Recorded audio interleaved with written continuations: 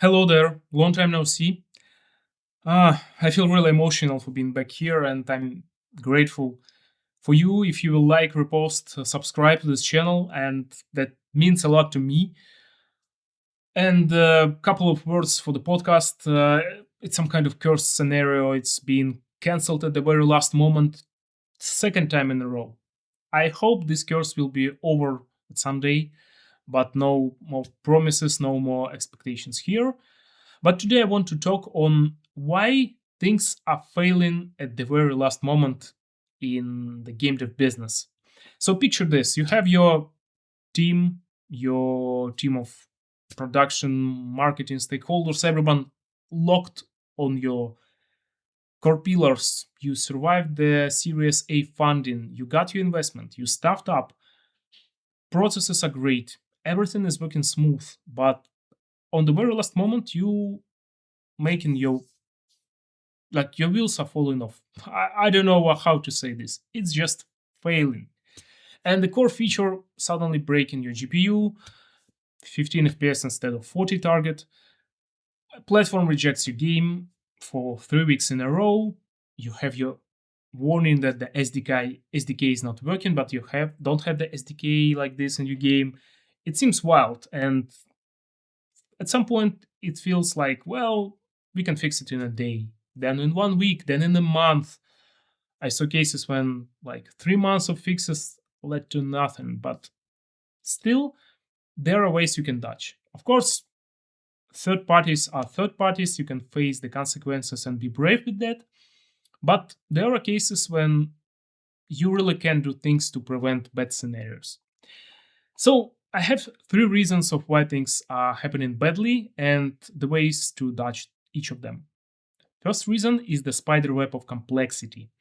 Games are easily the most complex interactive clockworks in the digital entertainment. And if a game were a car, I guess fixing flat tire would break the radio.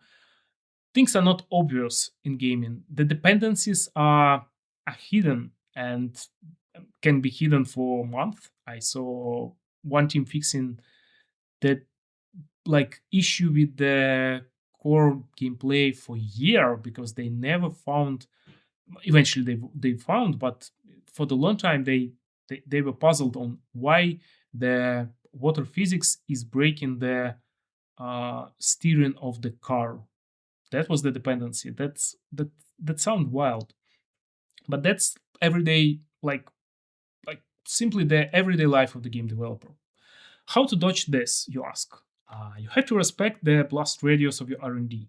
So do not neglect the risk testing, the fail testing when you have the great time sitting with your feature owner and going through the methodology of fail tests of impacts of new feature or changes of the old ones for itself, for the build in the whole. So do this. Plug in AI agents to make the library of cases you are puzzled in. That will help you to uncover the dependencies faster. That will help me in lots of products for the recent 3 years.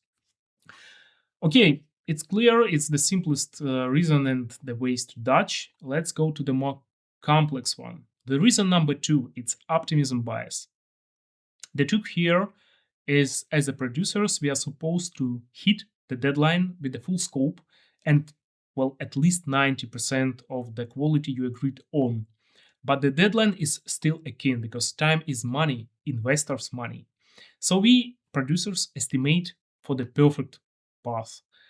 Still, despite that, 20-30% of the time buffer, like everyone, every producer puts in the negotiation table, but still fails happen and happen a lot. The trick here is every game is R&D, as I mentioned a lot in my videos. So even the blatant copycats are massive unknowns for the development team. There is no way around without aggressively negotiating time with your publisher, but not only time.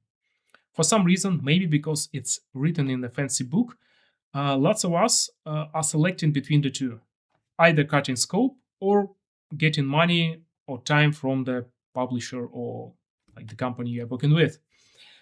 The thing here is that you're not here to choose. You don't need to choose, and it's kind of bad if you choose in one of two.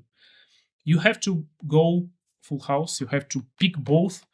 You have to make the selection and certain like development cases you put in like in front of the investor, where you feature both cutting the scope and buffer time.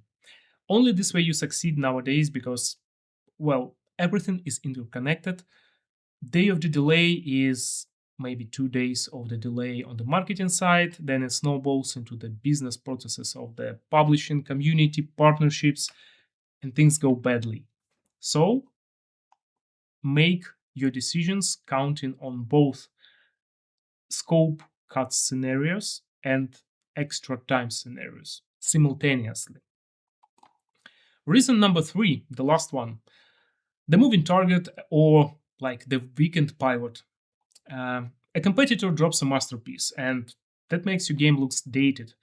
Player expectations shifting and you kind of sticking to kind of outdated year-old plan when you feel that you're shipping a fossil with that. You have to pivot, and you know that every pivot adds technical debt, and that debt always comes due right before the major milestone. So unless you are completely self-funded, you answer to the people writing the checks, and uh, they love to play a game over the weekend and come back Monday saying, "Well, I want this in our game because Battlefield 6 has this." Or the GTA 6 is around, I saw this in a trailer, let's do this. Really common scenario. And that's of course, that's the driver of the deadline shifts, but it's not the worst. The really bad thing here is that it's washing away your core pillars. It's making it kind of twisting here and there, and that's bad because it's losing your chances, losing your business viability. And how to dodge this?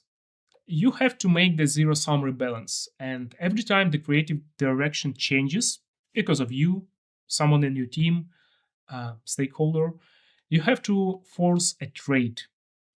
Like if a new shiny feature gets added, the feature A, B, C, Y will kind of be taken away from the scope. We won't have it. We make the list of won't have and add it there.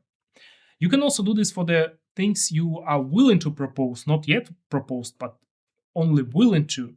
That will teach you a lot of self-awareness and make your management more wise, I guess.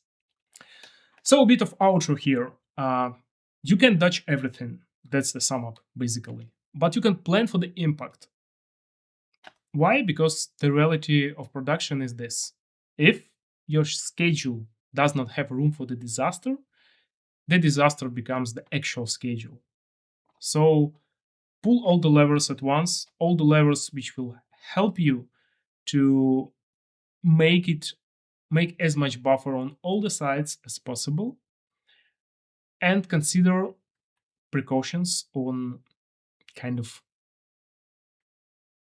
things which feel risky, but especially for things which does not feel that risky. You know that special category. That's risky, that's not risky at all, and well, that does not feel risky. The issue is with that last one, because that's underestimated risks. That's it for today. I really hope you liked the one. Again, like, subscribe, it will help me a lot by doing this. And I will be here next week with another video. So stay tuned and have a good one. Bye bye.